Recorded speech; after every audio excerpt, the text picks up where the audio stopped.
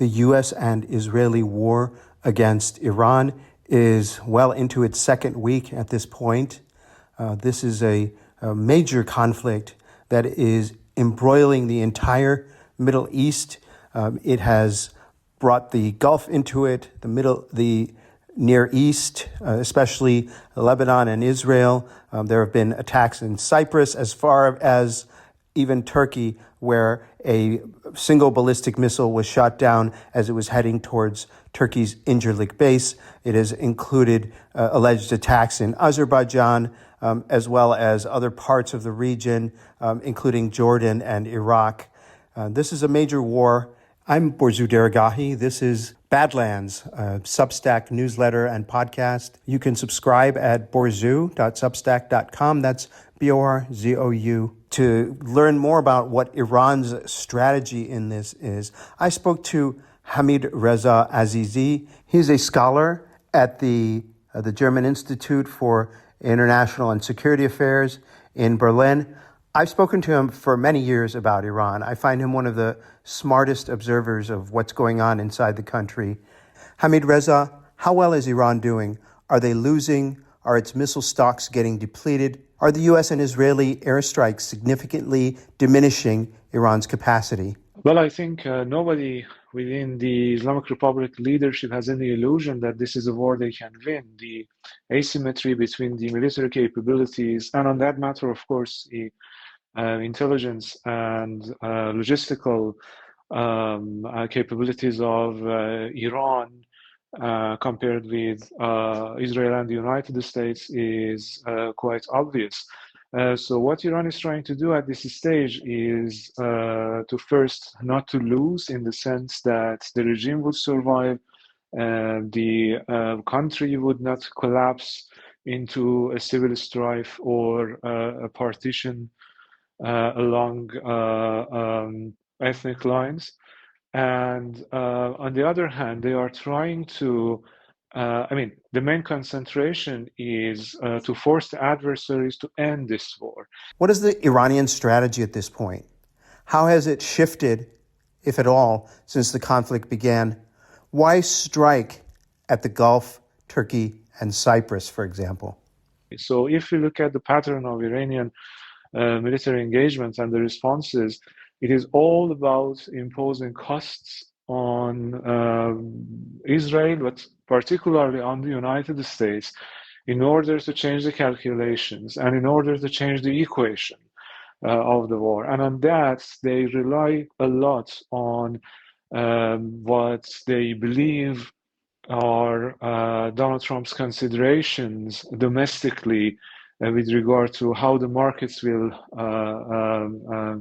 operate in the coming days and weeks, especially with the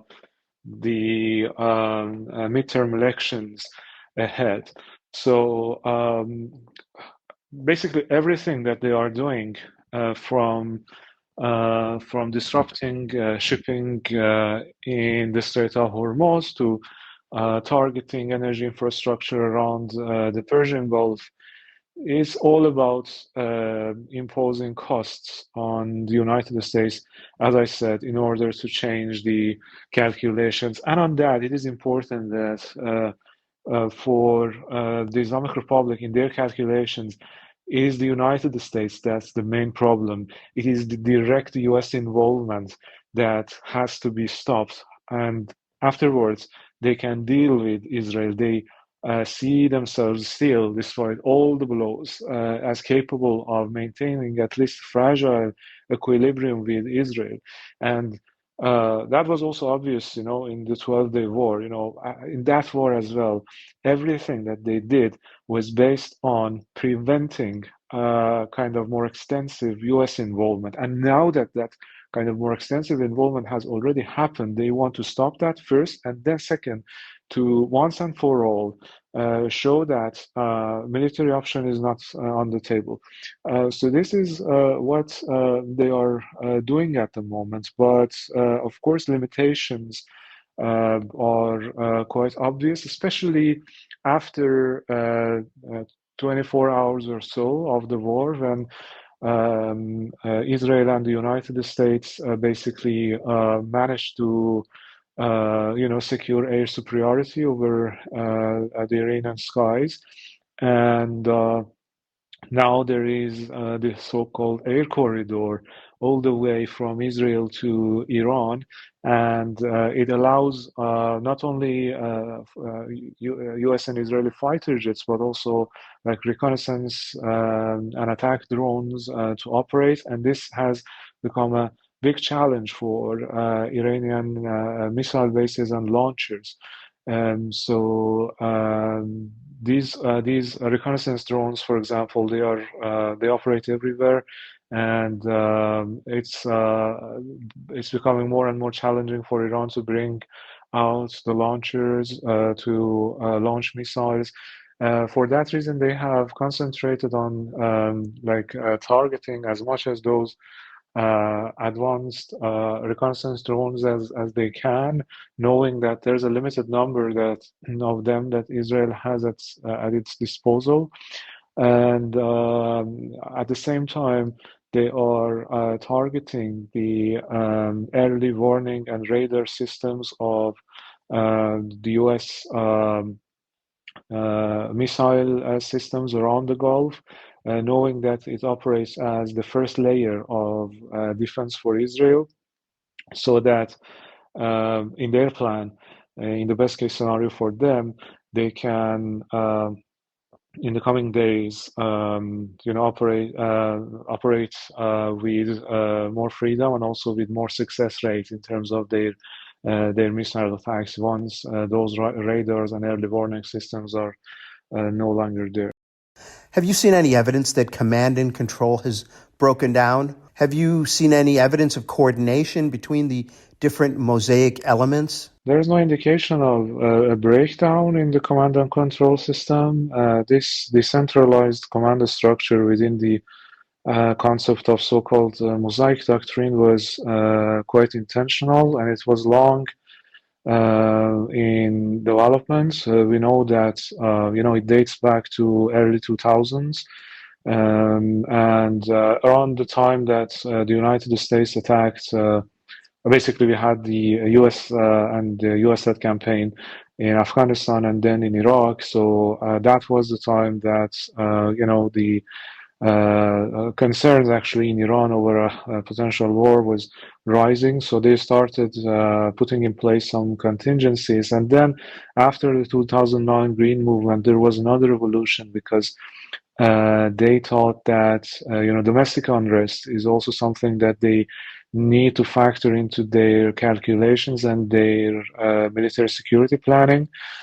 So, in a nutshell, Mosaic Doctrine envisages a situation that, as a result of either domestic unrest or foreign invasion, the regular chain of command is broken, and in those circumstances, the provincial commands of the IRGC had been given the authority to operate rather autonomously in order to preserve order and save the regime. Another turning point was, of course, last year, the 12-day war, when there were challenges in coordination, and it was obvious that in the first day of the war, we remember that it took almost half a day until the first missiles started to fly toward Israel. And that was because although the provincial commands had been given considerable operational autonomy, but at the level of strategic decision making, they always and still relied on the center, and especially in a wartime situation, on the person of Khamenei. And that was something that we heard frequently afterwards from not only top-level IRGC commanders, but also from President Pezeshkian, from Mohammad Bagher Ghalibaf, the Speaker of the Parliament, that it was Khamenei himself who was making decisions. But because he had been taken to shelter for safety, he was not accessible all the time. So afterwards, they started reconsidering this and further distributing and decentralizing the kind of command structure, in the sense that it appears the regional commands and provincial commands had been given clear instructions what to do, when, and how if a war happens. And that is why immediately, almost immediately after the first decapitation attacks by the US and Israel, missile attacks from Iran started. As I said, there's no indication of a breakdown yet, but of course, this decentralization comes with risks. Yesterday, for example, there were reports of an Iranian missile being intercepted by NATO air defenses flying towards Incirlik base in Turkey. And so it might be that Iran wanted to either send a message or to also target US radar bases in that base as well. But given the speed of Iranian denial and reactions, and for the first time in the past few days, we had a statement by the chief of the armed forces, actually, by chief of staff of the armed forces, basically denying any intention of an attack against anywhere in Turkey. So if that is true, it means that that could be actually one of the side effects of this decentralized system, that it may result in uncoordinated actions that would result to unintended escalation. Hamid Reza, what would you say is Israel's strategy in this war? The Israeli strategy actually seems to be based on two pillars. One is to target all the administrative and coercive institutions of the Islamic Republic. So we've seen indiscriminate attacks on government buildings, and not just military targets, like all the civil administrative bodies of the country, and at the same time every single police or IRGC related targets in Tehran and in other cities. So we are witnessing a kind of micro targeting of everything related to governance and security in the Islamic Republic. The aim, obviously, is to deprive the government from the ability to govern in order to pave the way, of course, for domestic unrest, for the people to come to the streets, take over, and basically end the regime. On the other hand, there has been a concentration on the western parts of the country, the border areas, and putting it in the context of recent reports of the US and CIA actually reaching out to Iranian Kurdish insurgent groups and offering to arm them in order to fight with the Islamic Republic. This can be actually also preparing some conditions for those groups to come into the country and further help in fighting what's left of the Islamic Republic by then. But these things combined, especially the ethnic element on one side and the growing depletion of governing capacity at the center, has already raised concerns, not only in Iran, but outside of the country, that the actual outcome, what may actually unfold, can be a civil war and the partition of the country even. And some argue, and I think there's an element of truth in it, and we don't need to, analyze very deeply. We just need to look at the statements, but by some current and former Israeli officials, that the end game seems to be actually the partition of Iran, the fragmentation of the country, or to push the country into state of prolonged instability, so that never in the future any government in Iran, regardless of its ideology, would become a rival or a threat to Israel. So this really increasingly seems to be the Israeli aim. Hamid Reza, thank you so much for speaking with me. Thank you so much for having me, Borzu. It was a pleasure. Again, this is Borzu Deragahi.